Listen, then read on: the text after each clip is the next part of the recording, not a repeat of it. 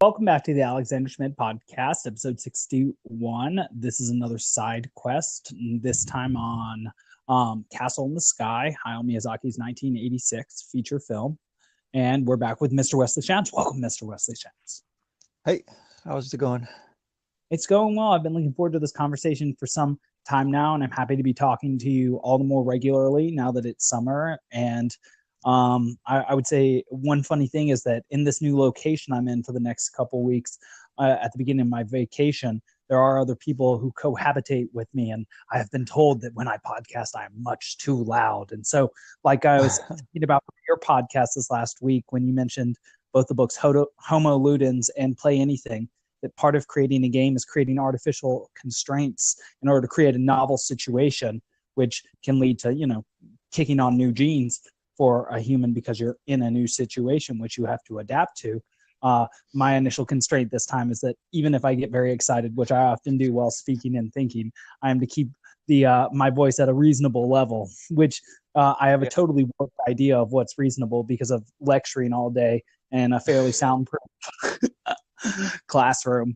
And so I hope I still sound natural. I'm still very enthusiastic and happy to be speaking, even if it seems like I'm in a hushed tone. You can imagine that maybe I'm like a far less brave version of a reporter who's trying to report something under adverse conditions, where if he speaks too loudly, like some insurgent force will find him and do something terrible to him.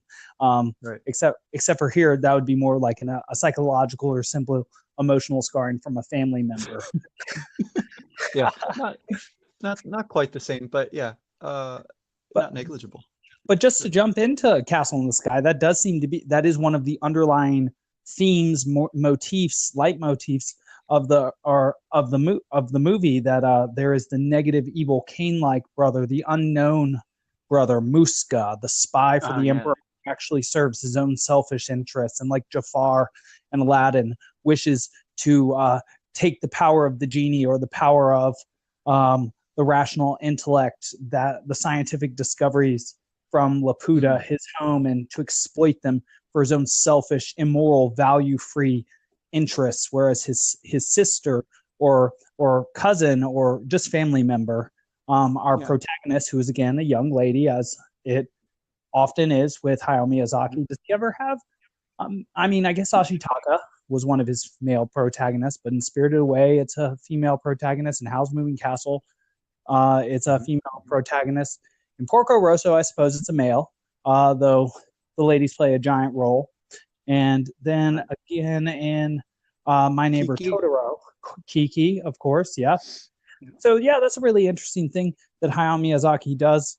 They're often using female protagonists, like lawyers often use the third person singular pronoun she when writing. I like that sort of homage. But back to the idea being that there is this negative, evil sort of brother, this Luciferian brother who covets the power of the past in order to create a terrible, tyrannical sort of Star Wars empire, like ordered future, right? That is subject completely to his whim. And we've seen with those robots just their utter power to destroy everything around them in the mining town. When they shoot the lasers out of their eyes, game over. That seems to be something of a commentary on where we have been and where we go to, and just how evil or how much evil can easily be done with the powers of our intellects, with the tools that we have produced through our brilliance, our Luciferian brilliance, like, machine guns and, of course, nuclear weapons and chemical weapons and psychological weapons. The connection to Star Wars, well, not only the giant laser beam blowing everything up, but also, of course, we got to mention that Muska is voiced by Mark Hamill in the English, which is really, fascinating to think about, that little tidbit of that connection there, and the crystal element of it also makes me think of the Final Fantasy games, right? Because you have the same kind of thing where every one of those games, you start off with the crystals, which represent the balance and order of the world, which are being suddenly taken over by some nefarious evildoer who you later learn more about. You sort of see that Mhm. person's side of the story to an extent, but only so that you can see how wrongheaded they are in their pursuit of a kind of narrow view of progress or something like that, right? So yeah, it's brilliant, the way that the robot fell out of the sky and was found broken, and Shita, as she's called, falls out of the sky in sort of the opening scene, Yes. escaping from Moose. So they're sort of akin in that way, and she finally, she's horrified by the robot's destructive power, but she does seem to see their kinship as well, because of course in buried in her memories is the words of destruction. She was And she told never sees to. the beauty in the robots too when she first makes it back up to Lapida, and she sees that Yeah. they have a caretaking element to them. They have Mm. they seem to have some sort of empathy. They're not simply beings of pure destruction. That Yeah. there's another side to them, and perhaps that's a projection of how we are not just beings that produce destruction, but there's another side of us. Even though we've in at least in the Castle in the Sky, the Laputians, who seem to be humanoid, given that our main character is very much human-like, they seem to have used their minds to create beautiful gardens and a beautiful celestial place above the clouds, but also terrible implements of war. And it reminds me, it makes me think that not only Star Wars, but also this movie is suggesting that the wars on Earth begin in heaven in a Ah, Miltonian way, that to fight in a castle in the sky is a metaphor for to fight in heaven, which is a metaphor for a fight between two ways of thinking and thus being in one's mind.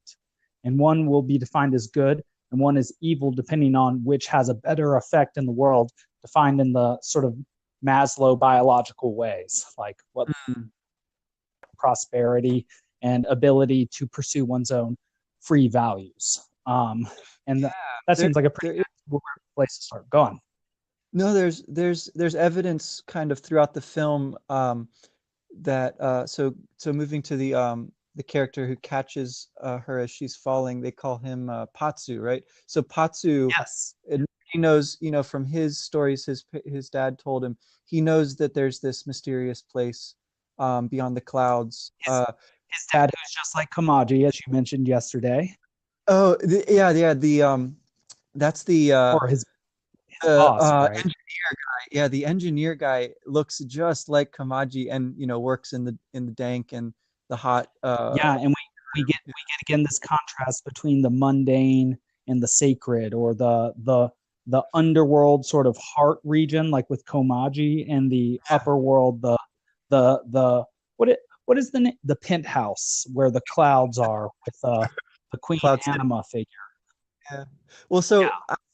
so thinking about the place where Patsu actually lives, though, it's this mining place, and you see the evidence. It's kind of subtle until when the camera zooms out, you can see better the all the pock marks of long forgotten battles. There's these rolling hills which actually look like the craters of enormous ballistics that must have rained down at some point. So it seems like what might That have would suggest why they were mining. yeah, right. So you dig down. Yeah, but so what might have happened is something like the Laputian, which I think is a name that comes actually from Gulliver's Travels. From Yes. So they might have gotten to a point where they um, sort of renounce the destructive power of their technology, and it seems like that's sort of the point at which the floating city is overgrown by nature again, right? So it's like the Laputians have dwindled. They've receded into the mountains, right? That's where she grows up, and her grandmother tells her these stories of what it was like. And so they sort of they hide themselves, they conceal themselves, they let their powers fade, and their city remains there and is overgrown by this giant tree, right? And even Yes. their machines become caricatures of it. Yeah. That's so interesting because that activates spontaneously in my mind the archetype of the golden age, which you see not only here but also in Elder Scrolls 3 Morrowind, the idea of a race before which was superior in some way and has disappeared precisely because of that, though it turns out that they destroyed themselves. So I'll say that's the negative version. Yeah. But also of let me see, of when I think of Final Fantasy VII, which I know we'll be talking about video games very soon. And so in Final Fantasy VII, slightly different from some of the more traditional games, and this was like the breakout game that infused science as well as magic together with incredible effect, which is what Maslow is essentially attempting to do by redefining what religion and science are, so that science can have values and religion can continue to search for truth, which sounds just spectacular, which is perhaps what we're doing. It's a promising synthesis but there, yeah. in Final Fantasy VII, there was once a race of people called the Ancients who were at one with the earth. They could listen to the earth. And what's interesting is that Muska, who is a Laputan, rejects that mode of being, because when he gets up to the castle, whenever he sees nature having overgrown any part of the beautiful machinery created, he becomes angry and says, "Get this filth away," showing that orderly tyrant or that Luciferian no connection to nature. And so he seems to be the embodiment of the whole reason why the Laputians gave up their heaven sort of place. And she seemed, go on. No, I just want to throw in the word deracination, right? He's in the chamber. He's in the chamber of the giant crystal that powers the flight of the city, and he sees that it's overgrown as well, and he cries out, right, roots, roots. And I just thought that was so brilliant, because, well, of course, that's what he wants to cut away humanity's connection to the body, to nature, to earth, whatever you want to call it. And in so doing, of course, he undercuts his own vision, right? He's blind. He's blinded at the end of the film. It's fantastic. That's right. And if you think about exactly what his day-to-day might be, being in a floating castle which he rules unilaterally, it's like, what's he doing? He's alone in a castle where he's served by robots. So he's essentially Hephaestus from the Iliad with his golden androids, and he can shoot lasers down from that in order to tyrannize the world below. But what's missing from that is any sort of connection to the feminine. He's totally missing that which connects a man to the world and thus to a meaningful life. And it's right in front of him. In fact, I think that's one of the great lessons from this story, and there are many in it, is that even though he finds his blood relative, who is also a Laputan, and he could share in the finding of this city together with her and potentially bring its secrets back down to the world. I don't know. Maybe that would work. Maybe that wouldn't, given the motives of the king for whom he's working and attempting to trick in a worm tongue like way. But even in finding a family member, you would think that would be the tremendous discovery of his life. That would be that finding somebody to share this with would be one of the more meaningful aspects of his journey, but it's not. He just sees her as yet another person to use as a tool instrumentally. Yeah. One of the darkest moments in the film for me is when he tricks her into telling Patsu to go away.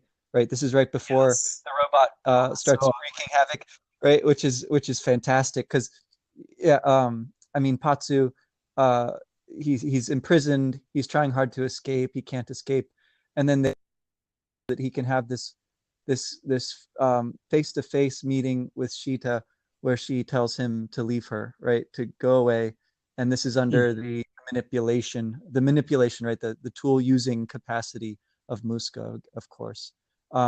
So to show that, in a sense, he's jealous of her, but it's more, I think, is his kind of sadistic delight at seeing the two of them separated. That just makes it a very it's a terrible moment in the movie. Well, that seems to be powerful, and that seems to be how he uses the Logos always as a representation of the dark aspect or the Luciferian. He always uses it to separate and to divide. right? Seeing as he has no eros aspect, no ability to connect, and doesn't see meaning in connection with others. Not only does he want to sever his physical, emotional, um, and even his physical and emotional connection to the world. Like he's literally going to be on a castle in the sky that can shoot lasers down at the world. He also wishes to sever those connections between people. Yeah. He's like the reverse of a psychopomp. Rather than connecting life and death or consciousness and unconsciousness in a process of transformation, he seems like the fate Atropos, who Mm, is who is charged with severing the yeah. thread, which strikes me as sort of an ignoble aim for the Yeah. highest function of man, seen as, there's this story about the Buddha that I heard from Alan Watts, which is that he was walking down a path once known for having thieves and robbers and murderers along it, and a famous murderer caught him and said, okay, well, I'm going to kill you now, but you get one last request. And the Buddhist looked at this tree off to the right of him and he said, go cut that branch off the tree. And the murderer thought, okay, kind of a weird last request, but I'll honor the custom. And he goes over and cuts the tree off. And then the Buddha says, now reattach it. And supposedly the man was converted to his way. The idea being that though you have such great strength and power, your aim is so low that you fail to manifest your greatest possible abilities. That you're Mhm. not blooming or self-actualizing, because the only way you self-actualize, this is a point Maslow makes, is by pursuing the highest possible aim. And so Right. he believes in a psychological dynamism. This is Maslow. And this is something that Peterson gets criticized for, but he gets it directly from Maslow. So I would recommend his critics to read some Maslow. Um, Maslow makes a distinction between what's called your B or being personality and your D or deficient personality. And he says that all men and women see each other both symbolically and actually. And so your deficient way of seeing somebody is by like all their clear deficiencies. They use the Mhm. restroom, they eat sort of weird, they don't clean up after themselves, they scratch their butt every now and then. All the things that make them crude, vulgar, profane. Mhm. But you can also see another person in their being aspect, and that's their archetypal or ideal or symbolic. Like when you see them working, it's like you see all men of all time working. I see. When you see them striving and exercise, it's like a hero or a soldier, improving himself to make himself stronger. Or, when you see a woman in childbirth, you see a figure of like Hecate or Artemis of Mother Nature. Mm. That which we now consider sort of crude and blasé actually is deeply symbolic and meaningful. And in fact, that is where the meaning of life exists. Yeah. And so, in attempting to reduce everything to a crude behaviorism or materialism, or just like Muska to power displays, then we miss that which makes life meaningful, which is the Yeah. most important part of life. Go on. The story of the Buddha and then kind of clarifying the distinction between the materialistic and the power hungry and how those two things connect but aren't necessarily overlapping all the time. It it makes me think of the way that we see at the end um, the the men, the soldiers, right? They go for the treasure. They go in and just start to Yes. loot the city as much as they can carry. Muska, of course, under the chaos of that going on, sneaks off and goes for the what to him is the ultimate prize, right? Yes. The basis of the power of the city, which he can then turn to this fairly ignoble end that he seems to have, or maybe he just hasn't thought it out that far. But anyway, Right. yeah. But so those two things, those don't exhaust the possibilities because I think both of them you can sort of turn around and see the other side of, right? You see the pirates, right, who have a sorry, the pirates who have a materialism, but um it's not so greedy, it's not so cold, I suppose you'd say, something like They that. seem to have some ethics, some sort of code of honor or Yeah, behavior. and they're a family, and so in that sense they're rooted. And then you can see Shida and Patsu, right? They both aspire to something, but their goals are not the kind of again cold, destructive, and proud ones that Muska represents. So you sort of see a really beautiful kind of like contrast, and it's quite intricate actually when you start to look at it. So I really like um, that laying out of the alternatives there and how you can sort of see the flip side of both of them. And I also like I like how you mentioned that sort of like the level of sophistication of the characters on Laputa shows that Laputa could be something like a vision of an afterlife or a heaven place or like a cave of wonders where you get to pursue whatever it is that you most desire. And so what do most of the men pursue? Physical gold, just like the men down on the earth were trying to produce additional ore, iron. Mm-hmm. They were mining the earth for physical things, which would lead to symbolic things like wealth. But so most of these people, they went for just what was physical, what they could see with their eyes and hold with their hands. Muska seeming to be more capable of abstraction or symbolic representation or understanding better that which produces things which have value and can be sold for value, goes for the sort of mind of Laputa. He goes for the crystal, or you might say the crystallized knowledge that has been acquired by them, their map of reality. He wishes to take that from tradition, would and in mastering tradition, he would become master of that which is currently alive. But what our main character gets from Patsu, what she finds in Laputa, seems to be like trust, something even more abstract, or love, or responsibility for the world enacted by taking taking responsibility of the world through taking responsibility for caring for someone she loves. Yeah.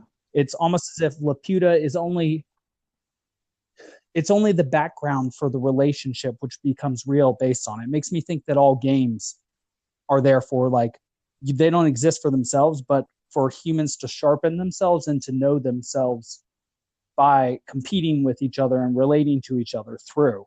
Yeah. Well, it's interesting. Yeah. Oh no, finish up. No, I'm not sure how to say that one quite right yet. So you better talk.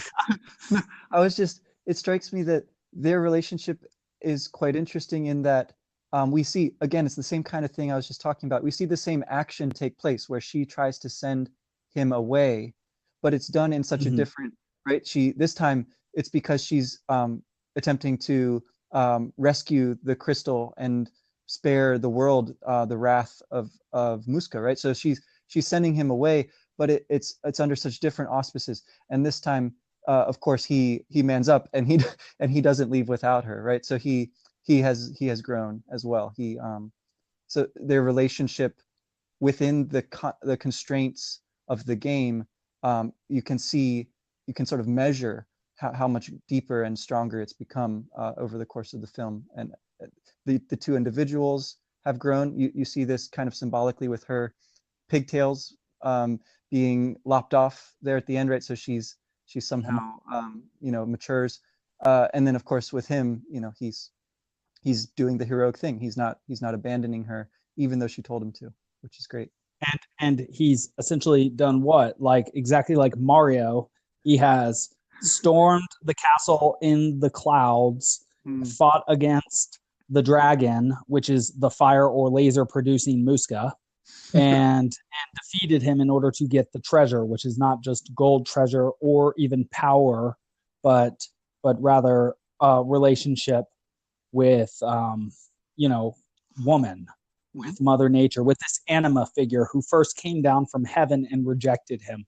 It's almost as if, and this is highly speculative, not that much of what I say is not, but that almost rather than giving into their human nature, what both of the characters there are forced to do is to go against their nature because of their love for the other. And so though she operates the selection mechanism of, say, a human or a Laputian by loving Patsu for being so heroic and wanting to choose him, she has to turn him away in sort of a negative pietas version. Instead of giving what she wishes to him, what he deserves, she takes from him what he deserves. And what he has to do is deal with the fact of rejection by nature, and then to not become resentful, but to actually become more masculine, more dominant because of it, to harden himself against that experience, and thus to push through it to where he becomes so much more that he is accepted rather than rejected, even though that was her conscious intention. As if truly, yeah, go on. The way that they pushing through, right? That image of them in the little gyropter kite thing flying through the windstorm, right? They together, They persist, they yeah. endure, yes, just like Penelope and Odysseus, Mm-hmm. Mm-hmm. Yeah. and in their specific ways that have to be specific to them because of their highly differentiated natures. Right. And there's some overlap, I guess. In the beginning, she doesn't really have like a memory, and in some sense, the her development as a character is her recovering those memories, and sort of making sense of them in the light of actual events, right? Like the songs that she was taught and how they're actually spells that will take her home. Whereas with Patsu, it's like all he has is this memory handed down from his father, and his whole trajectory is about like constructing the means to actualize that thing. So it's a really interesting way in which each sort of has what the other doesn't, and until they both share what they have with one another, and they've both kind of grown together. And they're physically like lassoed together at that one scene when they land on the grass. Yeah, it's great. It's great. Yeah, no, I did very much like that, and I do like those sort of Adam and Eve sort of comparisons you're making, as if they're built for different sort of reasons in order to complement each other, in order to expand their mutual domains of expertise. That seems to be a Miltonian point, where he makes explicitly the claim that females, like many females in the animal kingdom, are made more beautiful than man, and less strong. And there's even some evidence now that women women's brains from functional MRI scans seem to use different brain regions in problem solving than men's. This is interesting. I found that in the Neuroscience of Intelligence by Dr. Richard Heyer. And so I recently read an article that suggested that, well, which is true, that on most normal distributions, men and women are mostly overlapping because, of course, we're the same species, so we're mostly the same as each other. But it's precisely at the tail ends of those distributions where all the difference happens. And those findings happen to be based on not a functional MRI, which looks at how the brain works, but structural MRI images, which just looks at brain structures. And so it doesn't care about what's actually happening in the brain at that specific moment. And so Milton's idea about Adam is that he is built for strength / combat and for virtue, or for rational thinking. And so that it's sort of interesting that Patsu then would have that sort of that means-oriented nature, suggesting that like sort of the value or the initial values in consciousness come from, say, the lady, like how Eve ate the apple first, but then the way of sort of conferring that value or transforming that value or embodying it or starting to produce it in the world might come from some tool that man could produce, or something like that. I wonder to what extent that's what society and culture always has been, right? Yeah. Like, why is it created? Obviously to defend something of incredible value. What is the most valuable thing in our society? Our women and our children. Yeah. And I think that's why men are willing to die for them. And they take on the most dangerous jobs. Like, I think all stone workers are men, many electricians, outdoor, anything like fishermen, police officers, firemen, soldiers, of course, mostly men. And I think that's not because of some prejudice thinking. I don't even know how to state that correctly. I think it's precisely because they know what's most valuable in all the world. Right.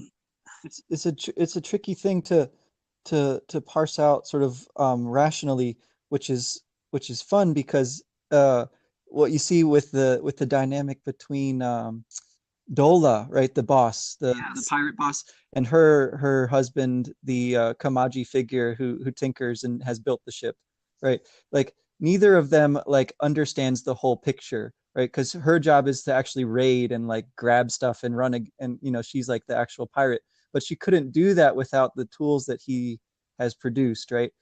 And you see that's this right. really this beautiful scene where the two of them are talking about what's going on between Patsu and Shita, Yes. and there's so much that's left unsaid in that scene, which I just think is quite sophisticated, for a kids movie. But I think it's just really well done. They're little Well, it strikes me the as two of extraordinarily them. valuable.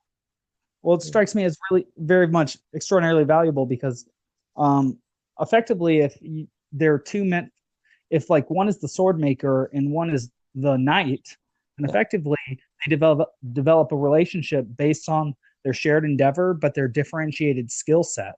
And because of their differentiated skill set, they see different aspects of the world that they can then share with each other, which creates an ever renovelizing relationship, right?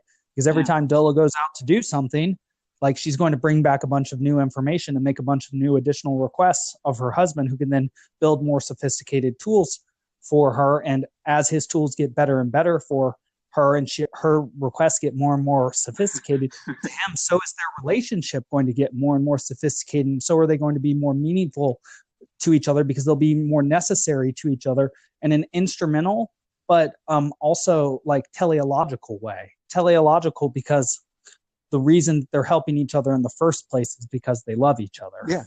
Well, it's like you were saying before with playing a game. You don't play the game because you're playing the game. You play the game because you're playing with people. In most cases. Right. It's no fun without people. Everybody knows solitaire is boring. Yeah. And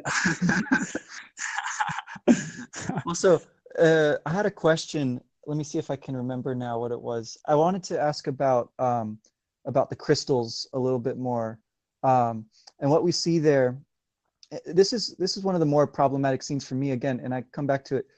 We see Muska sort of like the mask falls off, right, when he sees the big crystal, and he kind of flips. He's really under control up to that point. It seems like everything's kind of going his way. Um, but then once he's like within reach of his goal, he really freaks out by what seems like a fairly minor thing, that it's sort of overgrown, and there's these roots in the way. Uh, and what he seems to want to do, right, is to read and interpret the ancient knowledge that's contained there. Um, so to me, that really hit home because, as a student, as a teacher, that's what I'm all about, is reading stuff, and figuring it out and interpreting it. Um, so I want to try to like somehow make sense of this. One hand, you have the crystal, the knowledge, the text, which needs to be read, right? Otherwise it's lost knowledge. And on the other hand, the actual, floating city, which has this living tree on it, which is threatened by the attempt to read and use that lost knowledge. Does that make sense? it does make sense. Well, first off, maybe we could look at, so part of the source of Muska's power here is not just unadulterated use of the logos or crystalline or fluid intelligence or G factor on his part, but he seems to have a little notebook of the secrets of Laputa that have guided him all along the way.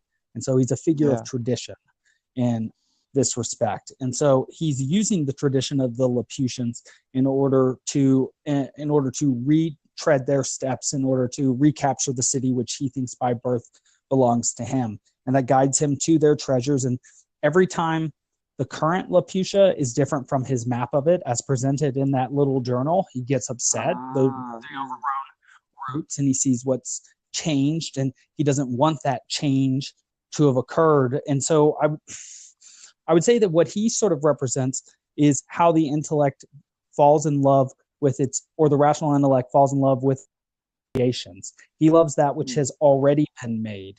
He loves that the castle on the sky, the source crystal itself, the studies that have been produced by these people. He doesn't love the logos, which we talked about a couple of days ago, or the creative force which first produced all of these wondrous creations. and even the creative force that produced, the movie with these wondrous creations within it.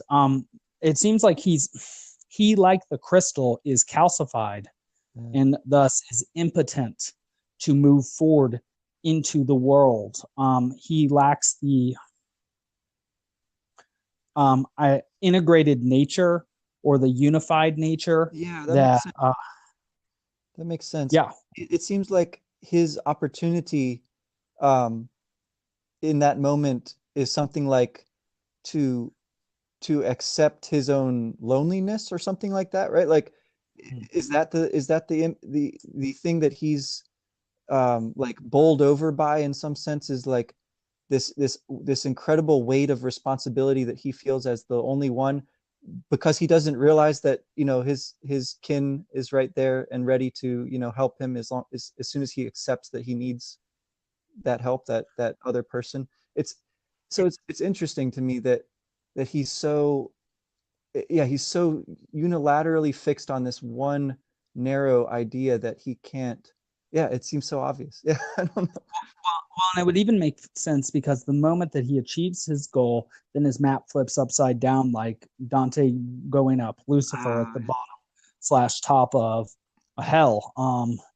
Because the way down is the way up. Because as Yeah. he's been going down the whole time, he's actually been going up towards a new hemisphere, towards a new way of life. And so if he achieves his goal, what then? He's Yeah. like the Joker in Yeah. his Luciferian aspect. He wants to chase the car, but what happens when he gets the car? Well, then his role in reality changes, and therefore his role in reality changes, and therefore the map that's already been produced for him, the Kane, the Lucifer, the Joker, Heath Ledger version, does uh, he has to change. Yeah. He can no longer be trying to destroy the status quo because he no longer knows what the status quo is. He has destroyed it. He Yeah. has changed everything. And so the map that was already pre-made for him that he never learned how to add to himself, which was the whole point, would no longer serve him. And so that would be a moment of just as great terror for him as for everybody else, which suggests that the villain needs the system he wishes to destroy just as much as the system needs the villain in order to produce the hero who Mm. brings the level of consciousness of a people up up to the next stage.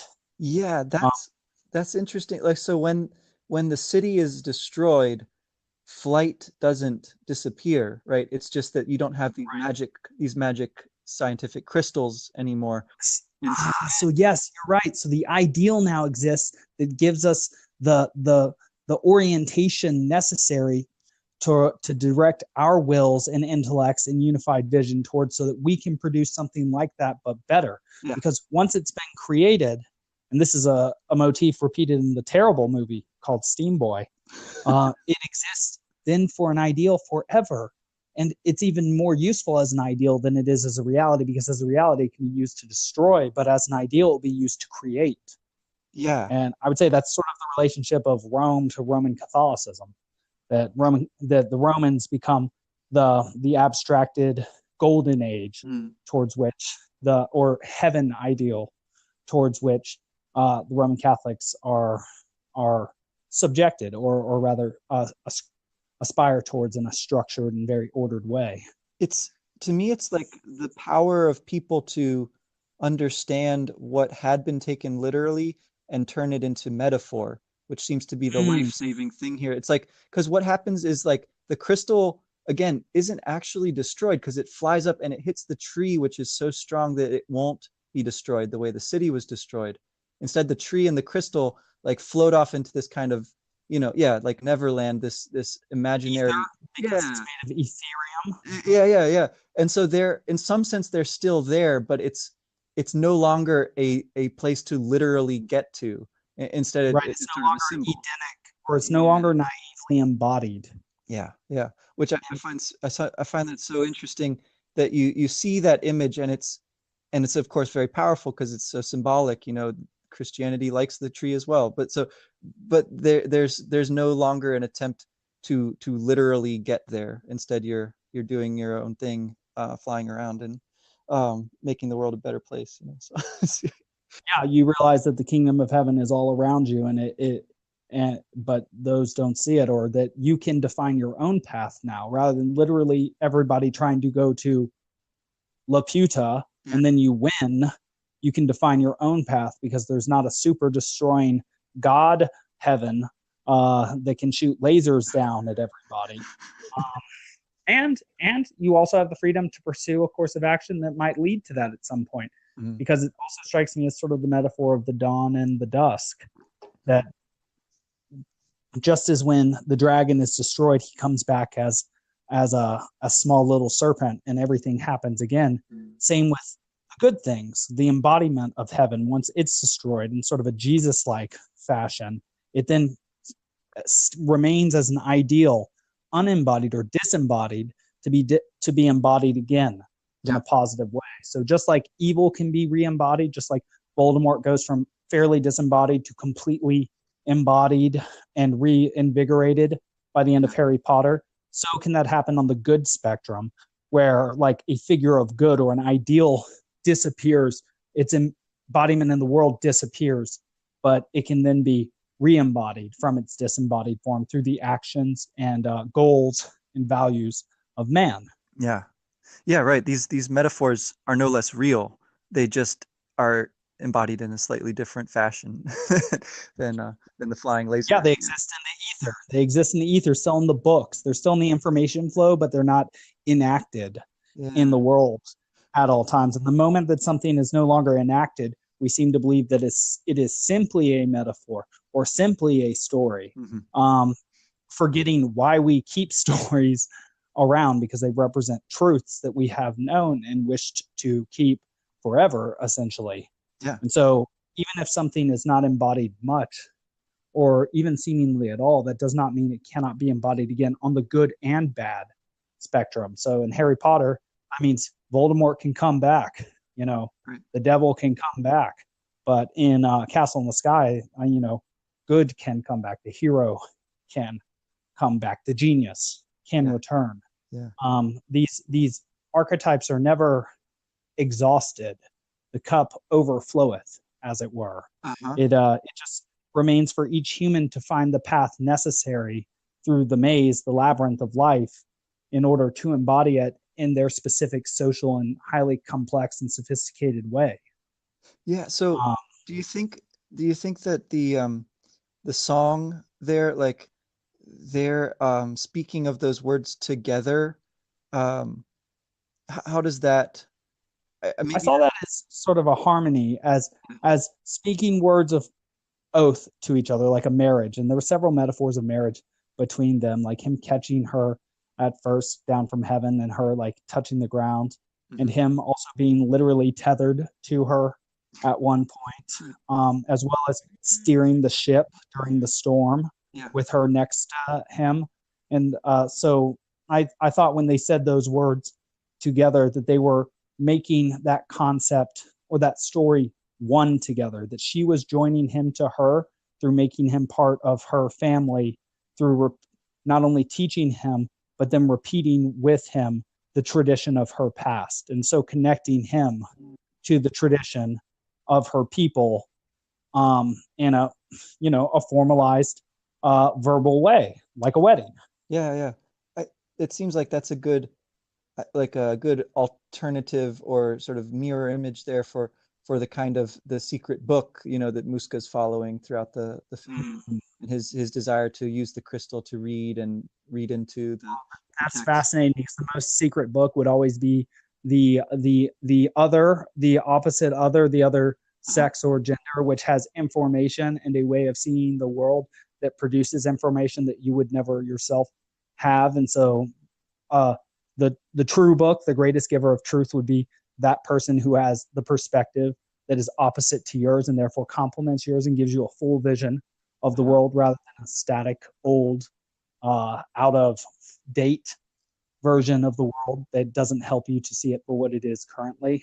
Yeah, Oh man, that's pretty good. Yeah, I feel like students have intuitively realized this and refuse to read books as a result. Yeah. But I like that it's a kind of a singing image, it's you give words such a different meaning when they're sung versus when they're merely read or spoken. Yeah. are more embodied, and I've heard that's a criticism of our American English tongue that Mm. we speak with all we're all mouth, Mm. and and I guess we in many ways can be all talk, uh, and so yeah, when you sing, when you lift your voice, it's also such a communal endeavor, right? You mostly sing with other people in a choral sort of feat. At least when you're singing in front of others, you're usually with others while you do it. It's Yeah. rarer to be alone. It takes a lot of bravery Hmm. to do that. It's interesting. It's almost as if it. I mean, I suppose it is your roar. It is your voice. It is very much an aspect of yourself, just as your arms are. And Yeah. since we do hear beautiful representations of it so frequently and so easily through our radios and now our podcasts and YouTube Yeah. and Pandora and Spotify and all those services, the standard is very high, and so the possibility of shame and embarrassment at raising one's voice is fairly high. Hmm. But no, and I agree, and yeah, I know that you are a big Tolkien fan, and that's something I've always liked about the Oh Silmarillion, yeah. which also features crystals, but Yeah. that the divine being sings Yes. the uh, sings the universe into existence. Right. That's very similar to what Homer does. Sing muse, Mm-hmm. and singing seems to have the aspect of flow more than simply speaking does. Like the aspect of a river, like it represents the river of consciousness, and it gives a fuller, more robust experience, and more of a concept of meaning Yeah. comes out through it, and not simply through the words, but through the tone and the ache of the voice. And there's so much in there that is hard to parse out that leads to an experience which is much richer and deeper than simple language. And like you said, as a teacher, it's like the kids, they won't read the books, but they'll listen to all the music. Yeah. Yeah. Or even they'll be fine as long as they get to sort of see a chance to have their voice heard, so to speak, right? Like as long as they think there's like a right answer that you're looking for, the conversation is dead. But as soon as they are actually like exchanging ideas, then it comes to life, and there's like something at stake again. To me, there's just such Yes, a not just getting through a performance, yeah, a script, yeah, such a but there's an element of life. Yeah, it's like, so when you're actually exchanging ideas, it's like you're adapting to the situation anew with another person and seeing how they adapt and also mimicking their adaptive patterns, and mm-hmm. thus sort of, it's like you're threading the web of story which connects all people together in your own small way, in your own small corner at that moment. And so you're being both the creator and recipient of culture. Yeah. And that seems to be, well, that's what we're trying to do, I right? think so.